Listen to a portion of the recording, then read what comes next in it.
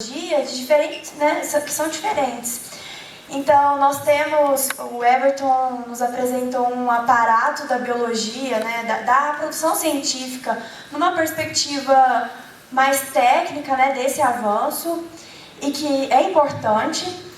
O professor Marcos trouxe uma questão mais desse avanço da ciência, mas numa perspectiva, uma perspectiva que olha para uma questão social dos sujeitos, né, a questão local, dialogando aí com essa produção. E a professora Valesca trouxe aí, né, essas duas questões. E agora, né, como vamos passar isso, né, não passar, mas como vamos levar isso ao acesso, né, do conhecimento. Então, é uma discussão que ela tem os seus pontos de encontro e tem os seus pontos que são divergentes, não, sim, porque tem suas especificidades. Mas, assim, eu gostaria de pontuar que nós, né, enquanto biólogos e professores, nós estamos em prol desse avanço científico, né? E pensar esse avanço científico pelo aparato mais técnico, né, ele é importante.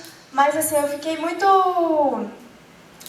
tocada, vamos dizer assim, né, com a questão do analfabetismo, né, que a professora trouxe, porque muito me preocupa esse analfabetismo, mas não a questão do ser analfabeto enquanto um analfabeto não vou nem dizer cientificamente, mas não ter se formado, né? Um analfabeto funcional, que eu estou ainda mais preocupada. Porque se a gente for pensar a questão da educação, o analfabeto funcional, ele vai ter problemas maiores nessa relação social, né? Para além do analfabeto que não compreende a gramática pura, né? Então, esse analfabetismo, ele vai levar a compreensões, né, e vai lidar com essas contradições que até o professor Marcos trouxe pela sustentabilidade, de uma maneira muito amena. E nós, né, enquanto futuros professores e biólogos, nós temos que pensar como que isso está veiculando, né, socialmente, como que eu vou me posicionar enquanto biólogo, enquanto professor, frente a essas questões. Então, eu gostaria que esses momentos, né, eles trouxessem essa oportunidade de a gente repensar de uma maneira mais crítica, até como foi dito, para não pensarmos que a ciência, a produzida e acumulada, e que tem a sua influência, né, no nosso desenvolvimento social, não seja apenas o fim, né, para os nossos processos, né, tanto de ensino e tanto para as nossas vivências, mas que ela seja o meio para que a gente consiga avançar enquanto uma sociedade que pensa, né, nas questões que são emergentes a nós. Então, assim, só uma breve síntese, né, das minhas compreensões. E eu gostaria agora de chamá-los, né, para a gente sentar novamente na mesa para olhar para o público. Nós vamos abrir por um momento para discussão, certo?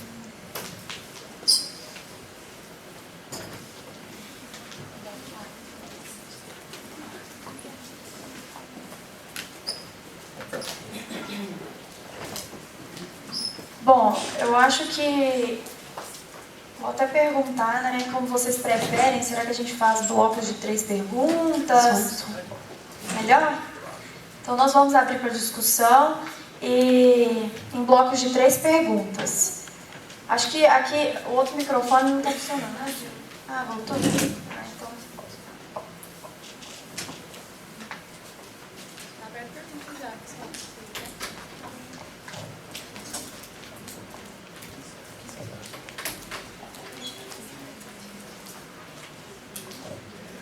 Eu vou abrir a pergunta para todo mundo se soltar e ficar desinibido. Bom, primeiramente eu queria parabenizar, né, todas as apresentações que enriqueceram e ampliaram o nosso conhecimento, né, sobre temas tão diversos, mas que precisam ser refletidos na atualidade. A minha pergunta, poderia fazer... os temas foram tão interessantes, as abordagens, né, mas eu vou dirigir a minha pergunta especificamente para o Everton, que, aliás, é uma enorme felicidade, né, ver nossos foram nossos alunos, né? Agora tem 2 na mesa, e é sempre uma felicidade muito grande para todos nós, né? Bom, então especificamente a pergunta para o Everton, por que nós estamos num curso de licenciatura para formação de professores, e o Everton não está trabalhando exatamente, né, numa sala de aula.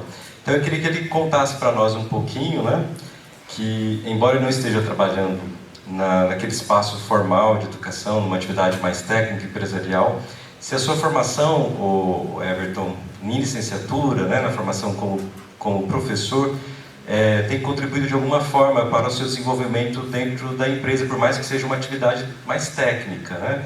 Por exemplo, fico pensando na hora que você vai treinar equipes, promover discussões em grupo, se a sua formação, embora você não trabalhe especificamente como professor numa sala de aula, tem te auxiliado nesse sentido, tá? Basicamente isso. Então, eu parti para outro ramo, não fui para ser professor, porém a faculdade de licenciatura me ajudou muito, porque igual o Wagner falou, a gente tem que treinar pessoal que chega na empresa, recebe estagiário, então tem que ter tudo uma ditada, tudo uma pedagógica. Também cliente que chega no laboratório, quer conhecer técnicas, tem que passar esse conhecimento para ele. Então acho que foi fundamental as matérias de licenciatura, a parte pedagógica, tudo para ter esse suporte que me ajuda muito hoje em dia.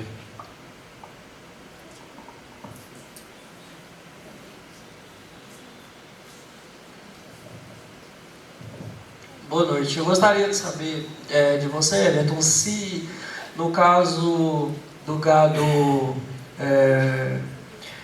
esse clone que tem no gado leiteiro, se ele é possível chegar, enfim, na mesma produção do caso da vaca original, no caso o leiteiro. Então, o animal ser clonado é uma cópia idêntica. Se você puxar o DNA, vai ser o mesmo. Porém, a gente não pode garantir que o animal produz 70 litros de leite. A gente não pode garantir que isso vai acontecer, porque tem epigenética acontecendo nesse indivíduo, pode ter o meio interferindo nisso, pode ser alimentação, o ambiente que ele vai estar. Porém, em todos os clonos nossos, hoje a gente entrega, começamos a produção de clone na Genial em 2012, 2013, entregamos em média 70, 80 clones por ano e todos satisfeitos, ninguém falou, foi muito abaixo da minha matriz. Eles falam, oscila, esse dá mais, esse meu clone produz um pouco menos leite, produz menos ovócitos, mas tudo chegando muito próximo ao animal, à matriz.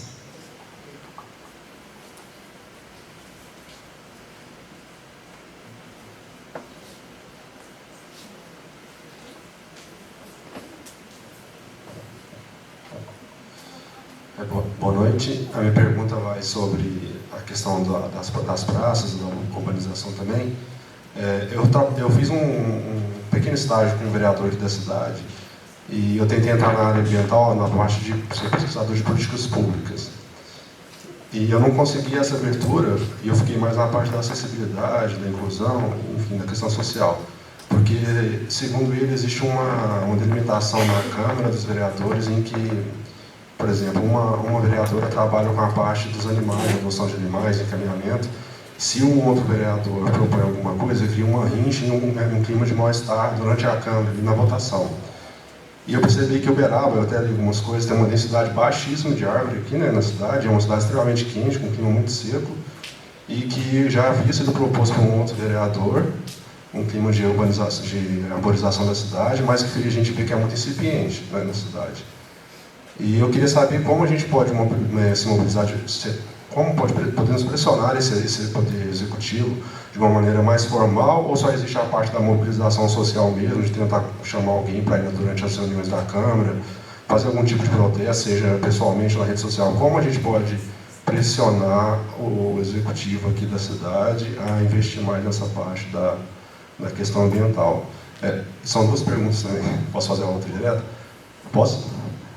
Vou fazer então. A outra é para o rapaz da genética, eu esqueci o nome, sou péssimo com o nome. Eu lembro de uma vez de ter visto que a impressão que eu fiquei é que está acontecendo com o gado o que aconteceu com as nossas culturas, né? Arroz, enfim. essa homogeneização da diversidade genética e isso ficar cada vez menor. Eu lembro também de ter lido uma vez que aconteceu um vírus que atacou as plantações de arroz, quase dizimou as plantações de arroz no mundo todo, um monte de gente passou fome porque tinha só 2 variabilidades. Muitas plantações do mundo eram clones de pouquíssimos indivíduos.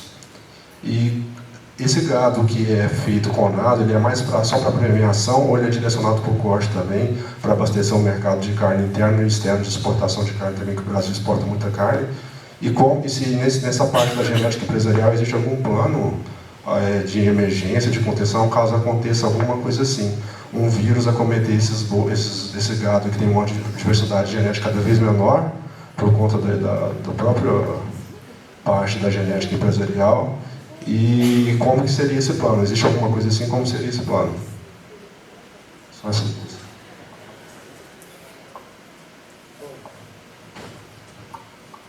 Bom, eu acho que a sua questão é pertinente à medida que toca num ponto que acho que muito nos aflige na universidade, a falta de diálogo com a sociedade, com o poder público, né?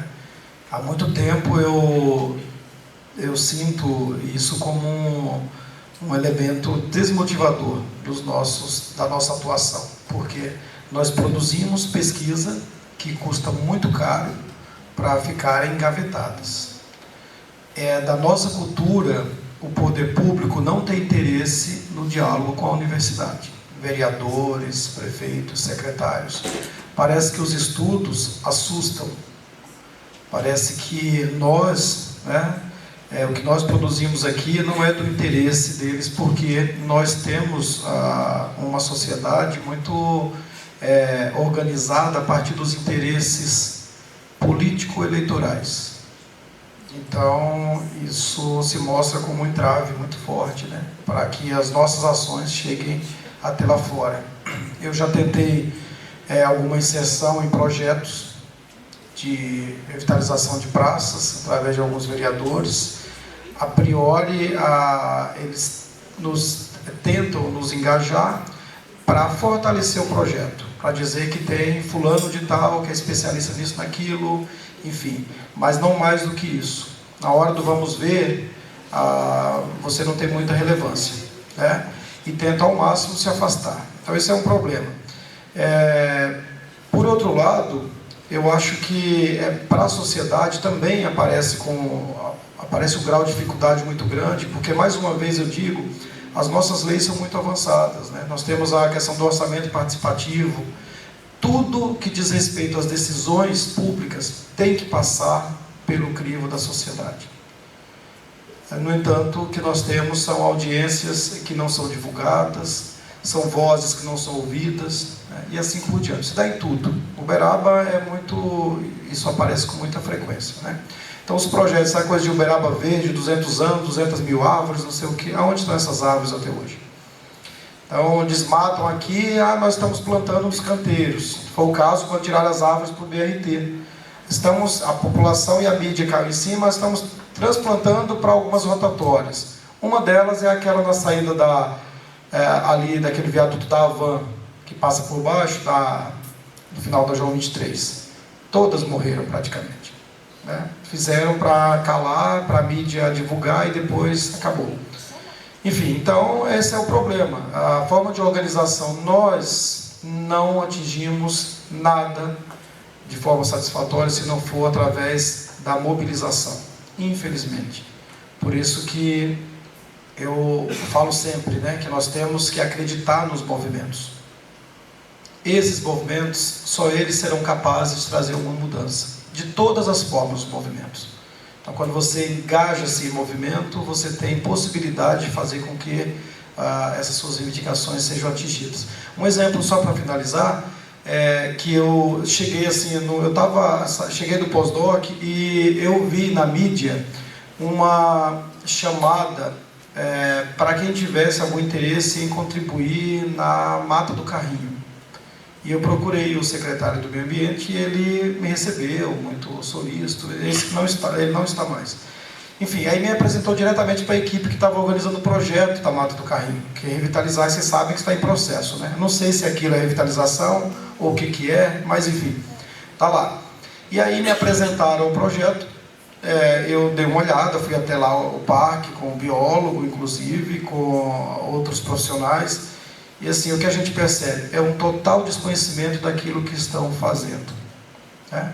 Então, é lamentável. Então, nós colocamos aquele projeto e aí os bancos eram de concreto para uma área de conservação ambiental. Os caminhos eram de asfalto. Então, com muito sacrifício, muito diálogo, peguei algumas literaturas, mostrei para eles darem uma olhada no como que hoje os projetos estão ocorrendo, a especificidade daquele lugar. Resolveram absorver algumas questões que tinham sido colocadas. Uma delas é não impermeabilizar os caminhos, né? Outra é não colocar bancos de concreto, e uma terceira via seria criar uma pista de caminhada no entorno para fazer com que aquele espaço fosse mais frequentado pela população, que não precisa adentrar necessariamente o parque, porque um dos grandes problemas é o vandalismo, segundo eles, né? Então, o projeto de 1.200.000 que eles estavam colocando como licitação, caiu para 370.000 a empresa que ganhou a licitação. Então eles foram enxugando ao máximo, e agora eu vi na mídia esses dias, o parque está interditado porque a quantidade de vândalos está grande e a empresa não está conseguindo realizar os trabalhos. Ou seja, é por aí que anda, né, a ação pública e as nossas parcerias com eles. Então é muito difícil. E a gente se coloca sem nenhum interesse financeiro, até porque é o nosso trabalho. Pelo menos da minha parte, todas as vezes que eu procuro a prefeitura, no sentido de estar realmente contribuindo, porque para a gente é um prazer poder contribuir, já que a gente estuda tanto, né, nesse aspecto. Eu ia falar mais só um elemento, eu esqueci. Aproveitar e perguntar para o nosso amigo, já que ele vai responder para você, quanto custa um clone? Boa noite. Então, a minha empresa ela não se preocupa com isso, porque a clonagem é uma técnica nova e muito cara ainda. Um clone hoje sai cerca de 60 mil reais, e se nascer o segundo ou terceiro, você é obrigado a ficar com ele, porque ele transfere 20, 30 embriões. Se nascer 2, 3, ele tem que ficar, sai por um preço menor, deve sair o segundo por 30 mil, e assim vai. Então a clonagem hoje é muito elite ainda, o pessoal faz muito para produção, para exposição, porque são animais de alto valor zootécnico. Ele vai desmamar mais pesado, vai conseguir um abate maior, vai ter mais carcaça, o intervalo de gestação entre eles vai ser menor, então a produção desse gado vai muito além dos outros. Então a nossa empresa ela vende o produto, e a FIV tem laboratório em Uberaba mesmo, que produz 12 mil embriões de FIV no mês. Laboratório tem um monte, então o número de fertilização in vitro é muito maior, então não tem essa variabilidade genética. Mas alguns criadores já preocupados com isso, com produção de heterozigose, eles foram à Índia, trouxeram muito gado de lá para produzir aqui. A exportação de embrião, tanto do Brasil para fora e de outros países para cá, então você traz genética de outros países, outra genética, então esse refrescamento de sangue é tranquilo. Faltou responder alguma pergunta?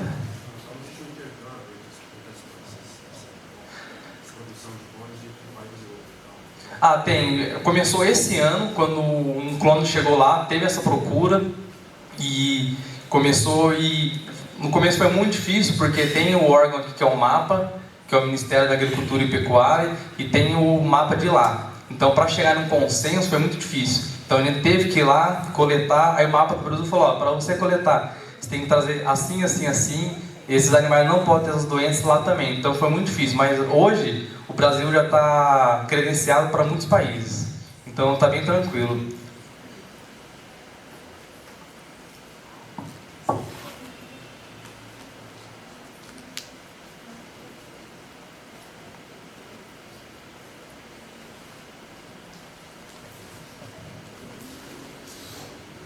Boa noite, eu sou Franciele, eu sou do Instituto Federal e eu queria perguntar para a Valesca.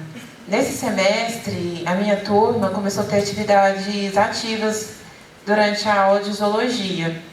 No começo estava indo muito bem, a gente fazia umas provas em casa era bem legal, só que aí a turma não quis mais fazer. Nesses casos, o que você recomenda?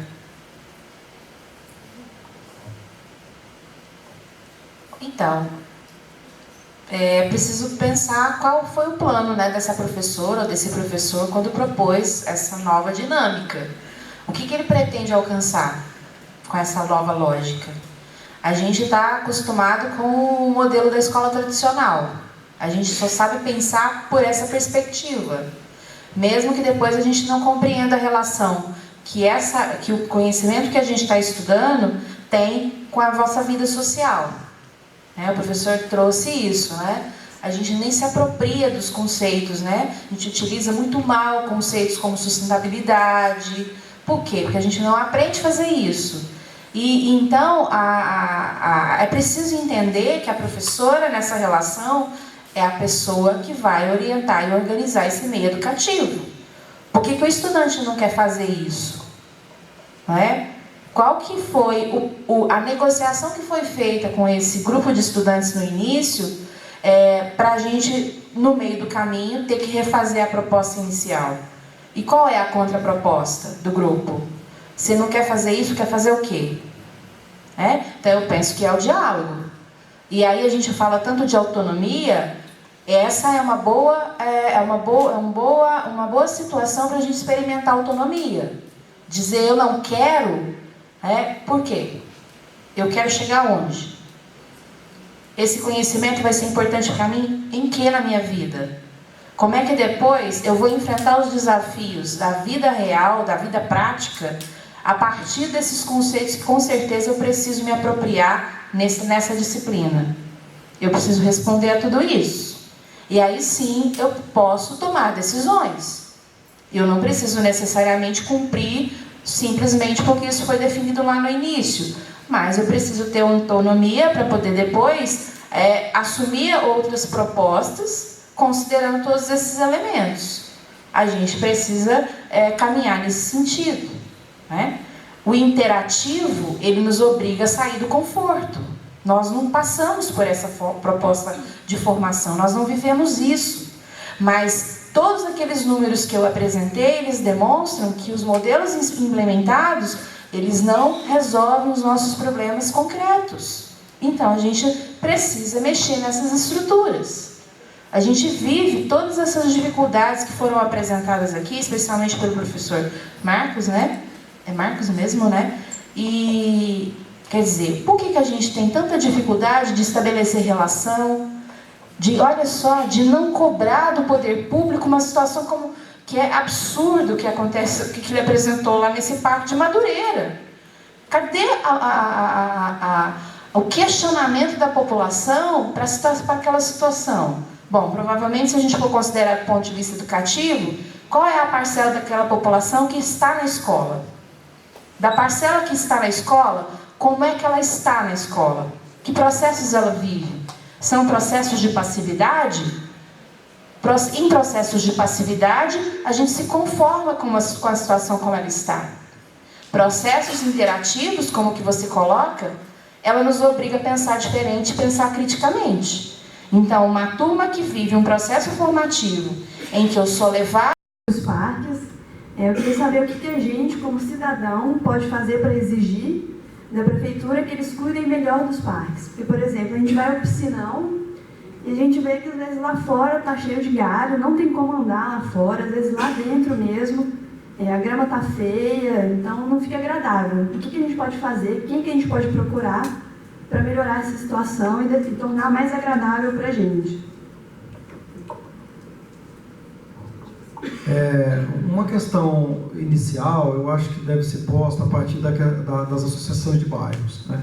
Eu acho que é um primeiro caminho. As associações de bairros têm uma aproximação maior com algumas instâncias públicas. Então, participam de maneira organizada mais dessas audiências que ocorrem, podem se aproximar de vereadores. Eu acho que é um caminho, porque isoladamente não conseguimos. Outro movimento pode ser através de escolas, tá? Mas individualmente nós não conseguimos nada, nem mesmo através da universidade, se ela não mobilizar a população. É sempre um processo muito difícil.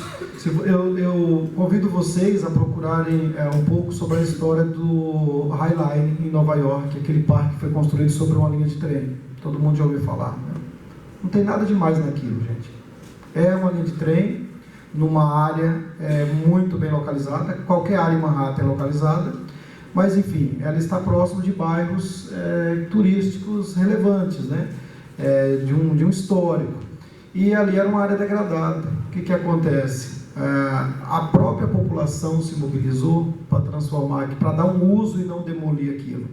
Porque os imóveis eram enfim, já estavam deteriorados, né? A população mais marginalizada socialmente que mora ali, e conseguiu mobilizar outros setores.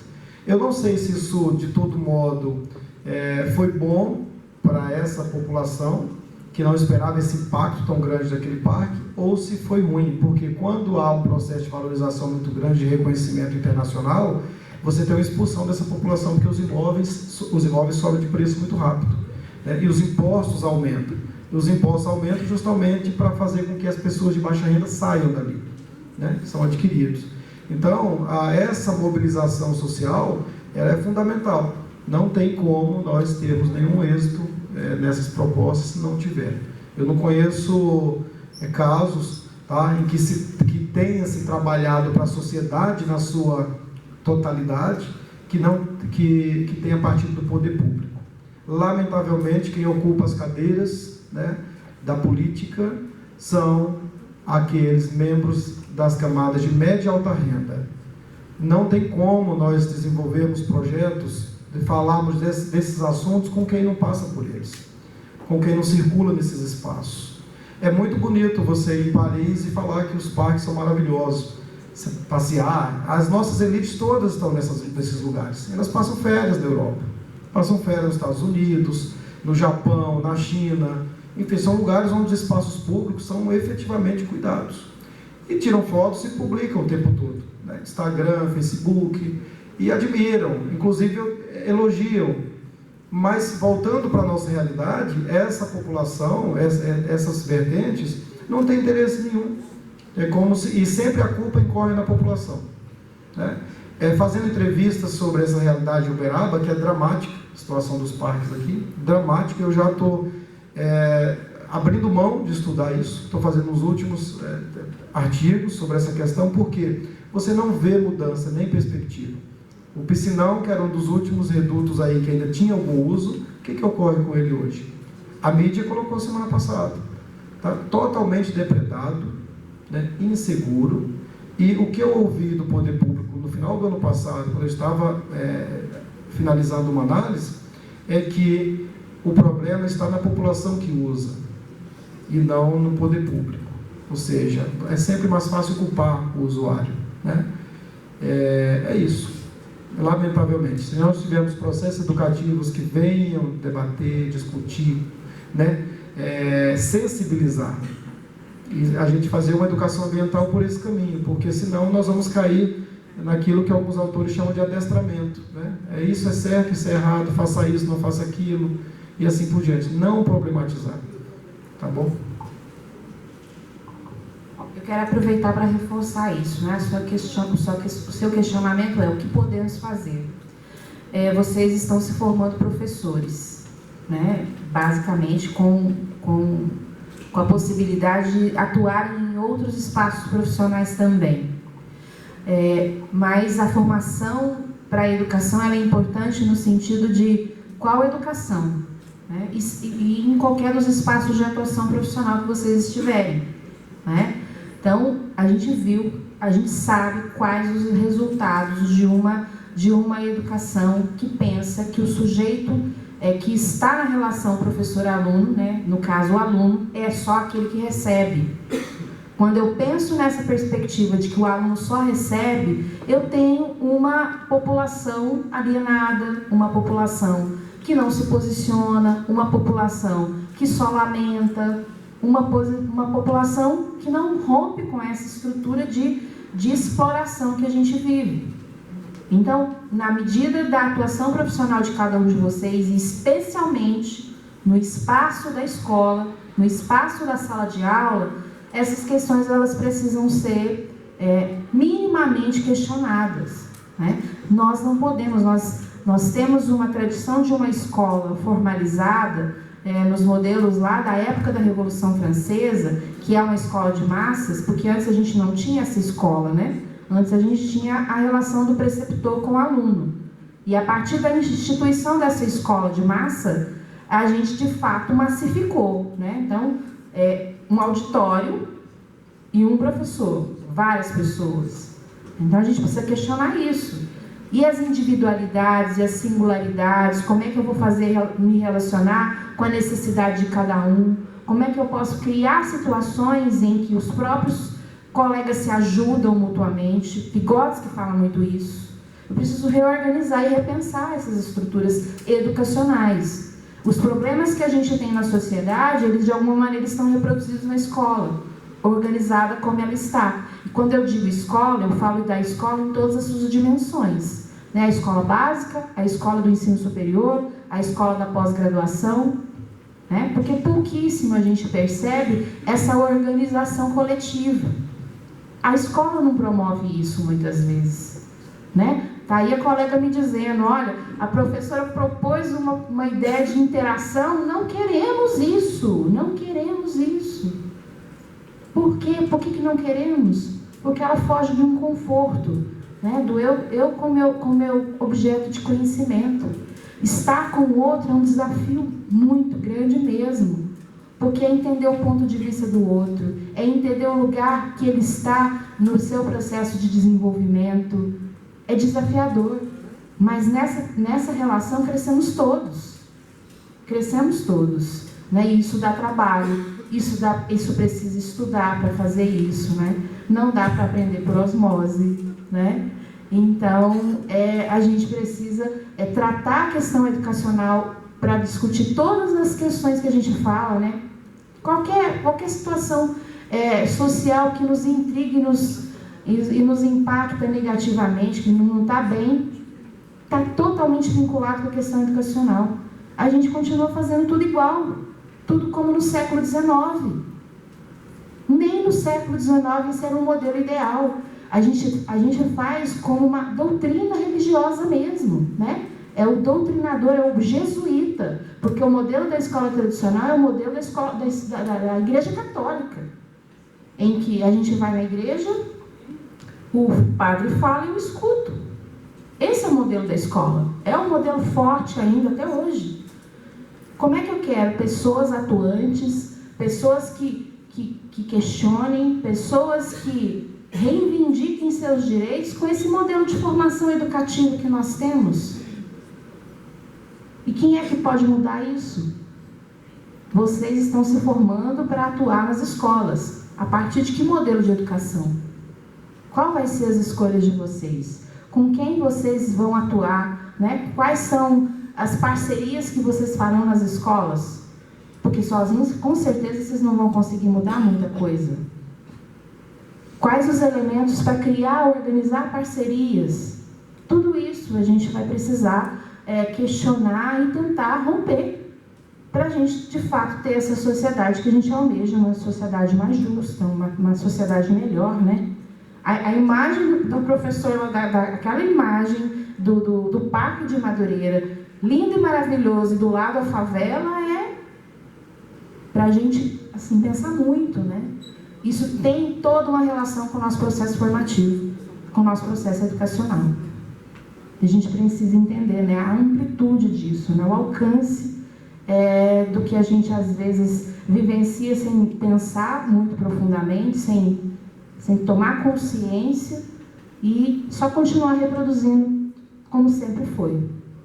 Os impactos estão aí, os resultados estão aí, o modelo, o que a gente está produzindo enquanto sociedade está aí na nossa cara para a gente ver.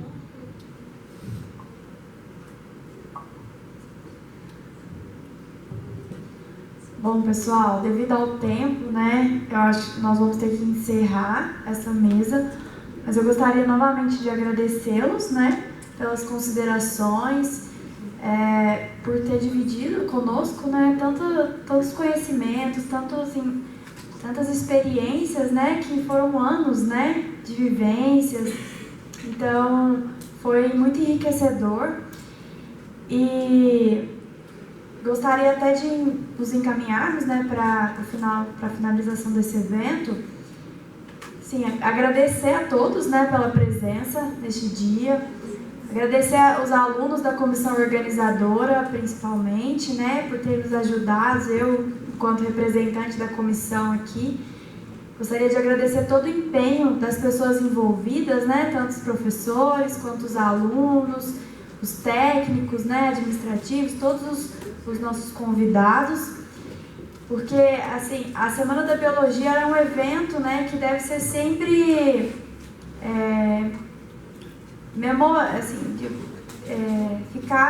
deve sempre ficar de uma forma memorável, né? É um momento de socialização, é um momento que a gente pode conhecer novas discussões dentro da nossa área. Então, que vocês, né, os que estão chegando agora na biologia, ou o pessoal que não se envolveu na participação, na construção desse evento, possa se envolver, né, para os próximos anos, para a gente sempre manter essa prática, certo? Nós vamos fazer aqui.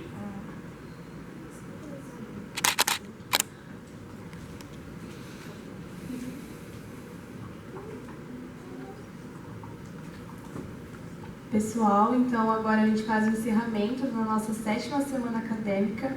Queria agradecer muito, novamente, cada um que esteve presente, cada um que disponibilizou o seu tempo para estar aqui prestigiando os professores com os assuntos e conteúdos que nos foi apresentado.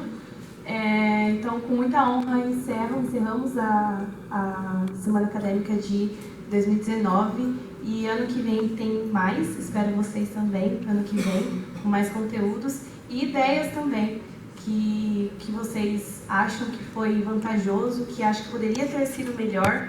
Então a comissão está totalmente aberta para essas ideias e feedbacks de vocês para cada ano ser cada vez melhor a semana. Muito obrigada e a gente vai chamar a Maria Carolina para fazer o encerramento cultural com muita música boa. Obrigada, professores.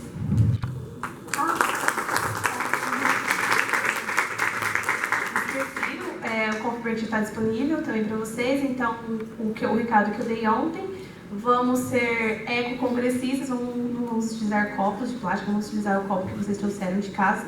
E o lixo também não deixe espalhado, vamos colocar já no cesto de lixo ali para não ficar bagunçado, tá bom? Obrigada, gente.